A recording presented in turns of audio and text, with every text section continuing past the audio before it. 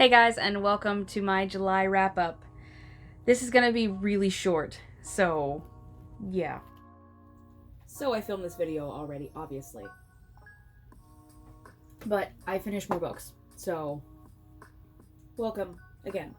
So the first book I read in the month of July, well, should I say finished in the month of July, is The Carpet People by Terry Pratchett. This book, I already have a book review out, so the only thing I'm really going to tell you is that it is adorable, it is fun, it is short and fast, and Terry Pratchett wrote this at 17, and then kind of wrote it when he was 43, like, he co-authored it with himself.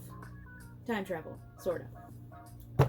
The next book I read was The Long Way to a Small Angry Planet by Becky Chambers. Now, this book was great. It is definitely on my top 5 list of the year, and this book is as it was told to me by my friend Jack, a cozy science fiction novel. It starts out with a girl named Rosemary young woman named Rosemary who's escaping from her life before. She's going to a ship which travels the galaxy, punching holes in space, making black holes for travel.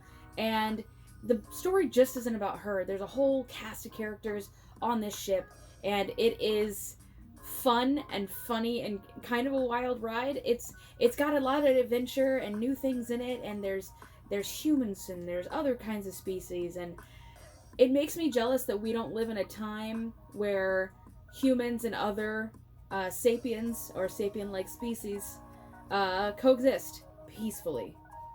Peacefully. We may coexist, we may not know, but peacefully together.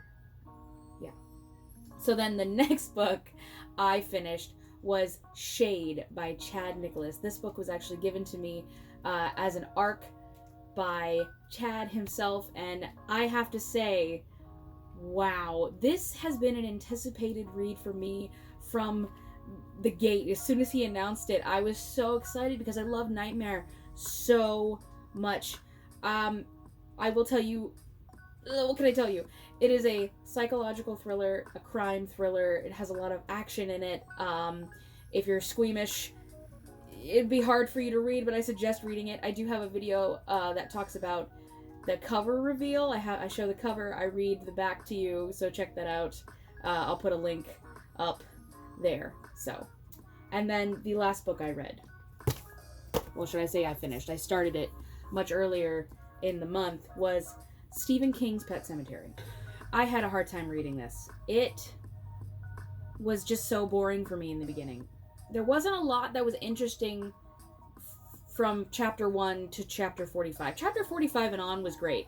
I thought the book it was very exciting after that. Not scary. I was not scared. But before that, I realized I was talking to Lady Jane about this, and maybe he wrote it to make everything seem normal and mundane before the tragedy strikes. But for me, I was just expecting more. I was expecting to be thrilled. I was expecting to be scared. And all I got was sadness and depression. It's just, it wasn't it for me. Now, chapter 45 on, it got more fast-paced. It got more emotional. I was feeling the pain. I was feeling the pain of what was going on, and then the last couple chapters and everything goes to shit. I was like, wow, wow.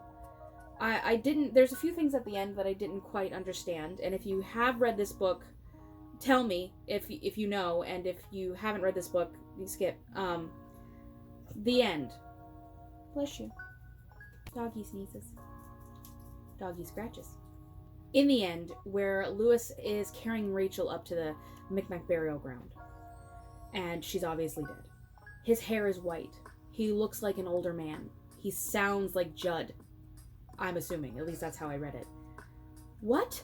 Did he turn old from the spiritualness of the ness?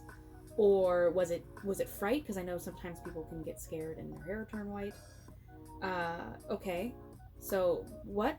And then my next question was, when Gage comes back, because I've been trying to think about the best questions to ask. When Gage comes back and he's obviously infected with whatever the evilness of the Nis out there is, he immediately comes for Judd. Judd felt it happening. Why did he have to kill Rachel? Like, why was that even necessary? And it's so sad. And then you've got Ellie, who now basically has nobody but her grandparents, and who has the Shining, obviously, or a form of the Shining. She's got precognition.